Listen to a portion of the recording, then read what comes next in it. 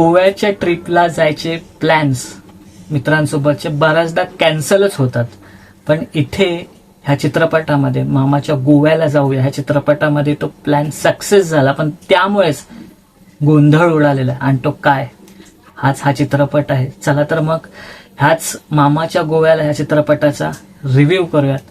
नमस्कार, मी साहिल निकम तुम्हा सर्वांचं मनापासून स्वागत करतो. व्हिडिओ पूर्ण पहा, खूप इंटरेस्टिंग होणार आहे आणि जर का आवडले तर लाईक करा आणि हाईप हे खूप महत्वाचं आहे, जेणेकरून व्हिडिओ पुढे जाईल. कमेंटच्या बाजूला बटन आहे हाईपचा, नक्की करा. सो पहिला तर कथा जाणून घेऊया या चित्रपटाची. तर कथा एकदम सिंपल आहे की म्हणजे 3 मित्र आहेत, म्हणजे कुशल बद्रिके, अभिजित चव्हाण आणि संतोष जुवेकर, जे 3 संघर्ष करतात त्यांच्या आयुष्यात. त्यांचा गोव्याला ट्रिपला जायचा प्लॅन होतो आणि ते त्यांच्या एक कॉलेजमेट, जुना कॉलेजमेट असतात म्हणजे मित्र असतो, त्याला फोन करतात की तू पण ये. तो पण तयार होतो, पण तो त्याच्यासोबत एका व्यक्तीला आणतो आणि ती व्यक्ती आल्यामुळे काय गोंधळ होतो तोच हा चित्रपट आहे.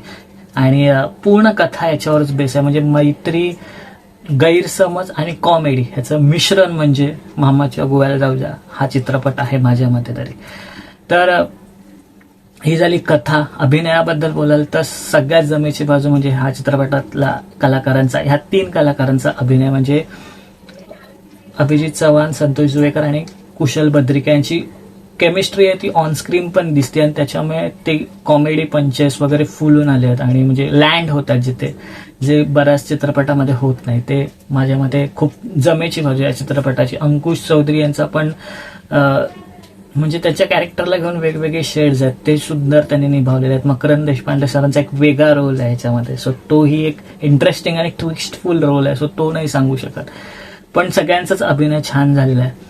फर्स्ट हाफ, सेकंड हाफ आणि स्क्रीन प्ले बद्दल बोलायचं तर फर्स्ट हाफ थोडा स्ट्रेच केलेला वाटतो थोडा, आणि कथेमध्ये पण तिथे थोडी कमकुवतपणा, विकनेस जाणवतो. पण सेकंड हाफ खूप छान, म्हणजे ते सगळं ट्विस्ट येतात आणि खूप काही घडतं, तर त्याच्यामुळे आणि तिथपर्यंत येतं आता क्लायमॅक्सला येईपर्यंत तुम्हाला चित्रपट खेळवून ठेवतो. त्यामुळे सेकंड हाफ छान झालाय.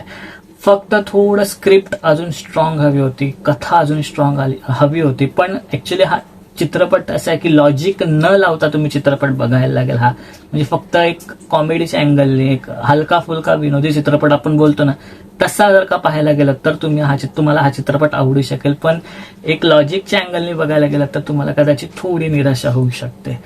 सो सिनेमॅटोग्राफी बद्दल बोलायचं तर सिनेमॅटोग्राफीमध्ये जे सीन्स आहेत गोव्याचे वगैरे ते खूप छान टिपलेले आहेत. म्हणजे आपण जसं काही आपण पिकनिक एन्जॉय करतो असं कुठेतरी वाटतं.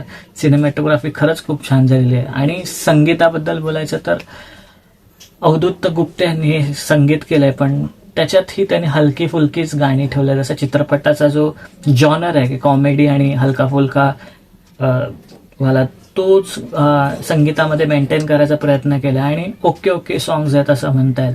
डिरेक्शन बद्दल म्हणाल तर विजू माने डिरेक्शन छान आहे, पण तिथेही त्याला जर का अजून स्टोरीची जोड आणि थोडी लॉजिकल जोड असती त्या, म्हणजे स्क्रिप्टची, आणि थोडी स्ट्रेची चित्रपट नसता, म्हणजे चित्रपट 2 तासाचा आहे पण काही सीन जे स्ट्रेची झालेत ते नसते, तर अजून डायरेक्शन छान झालं असतं मला वाटतं. सो ओव्हरऑल चित्रपटाबद्दल बोलाल तर मला हा चित्रपट लॉजिकली नाही, म्हणजे जर का हलक्या फुलक्या अँगलनी पाहिला तर आवडला. तुम्हालाही आवडेल. काही ठिकाणी जोक्स थोडे डबल मिनिंग आहेत, त्यामुळे जर का तुम्ही स्ट्रगलर्स आला, ही जी सिरीज आहे युट्यूबची त्यांची पाहत असाल तर त्याच अँगलचे जोक्स वगैरे आहेत, त्यामुळे ते कोणाला आवडू शकतात, कोणाला नाही आवडू शकत. त्यामुळे तिथे थोडा मताचं डिफरेन्शिएट होऊ शकतं तुमचं आणि माझं. सो कदाचित ते कोणाला जोक आवडू नाही शकत, तर तिथे थोडं पिक्चर कदाचित कोणाला आवडणार नाही आवडणार ते होऊ शकतं. आणि स्क्रिप्टमध्ये थोडंसं निगेटिव्हिटी वाटली, थोडीशी अजून स्ट्रॉंग स्क्रिप्ट हवी होती असं वाटतं. पण बाकी ओव्हरऑल 1 टाइम वॉच असं म्हणेन ह्या चित्रपटाला मी. आणि स्टार किती देईन तर मी देईन या चित्रपटाला 5 out of 2.5 स्टार्स. आणि तुम्ही जर का पाहिलं तर तुम्ही सांगू शकता तुम्हाला हा चित्रपट कसा वाटला. इथेच थांबूया, पुढच्या व्हिडिओमध्ये भेटू. तोपर्यंत आपलं युट्यूब चॅनल पिक्चर प्लॅटफॉर्म पाहत राहा आणि last but not the list, स्वतःची काळजी घ्या.